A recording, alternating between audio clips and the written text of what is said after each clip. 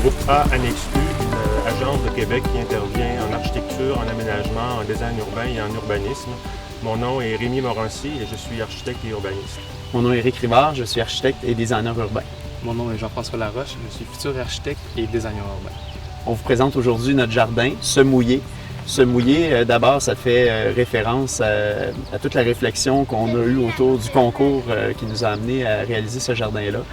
Quand on a pensé au jardin de Métis de façon plus large, on a pensé à sa situation géographique exceptionnelle près du fleuve. Pourtant, ici, la plupart des jardins sont comme dans un microclimat à l'intérieur de la forêt. On a peu de percées visuelles vers le fleuve, mais surtout, très rarement, on a l'occasion d'aller se mouiller, d'aller se mettre les pieds dans le fleuve. Donc déjà, on avait le goût d'intervenir avec l'eau dans le jardin.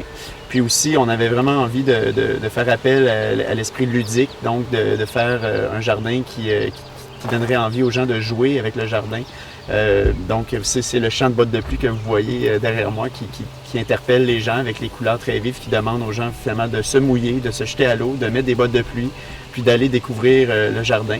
Évidemment, les enfants sont les premiers à vouloir participer, mais on a fait exprès, il y a des très grandes bottes, donc les adultes aussi peuvent intervenir rapidement, retrouver leur côté, l'enfant en eux.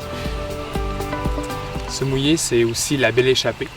La belle étant l'Hydrocharis morsus renei, mieux connue sous le nom de la grenouillette. Cette plante assez jolie à petites fleurs blanches, mais qui en ce moment cause des ravages dans le bas du fleuve en étant une espèce de plante invasive, donc qui se nourrit des nutriments en abondance des autres plantes et donc nuit un peu à la prolifération de ces autres plantes-là. Et elle, en ce moment, se prolifère beaucoup le long des berges.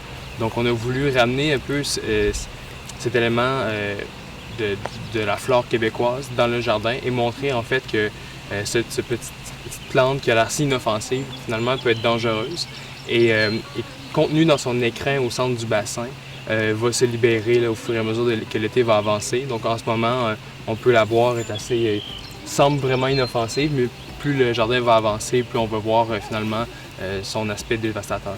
Et on espère qu'elle va éventuellement s'échapper de la boîte.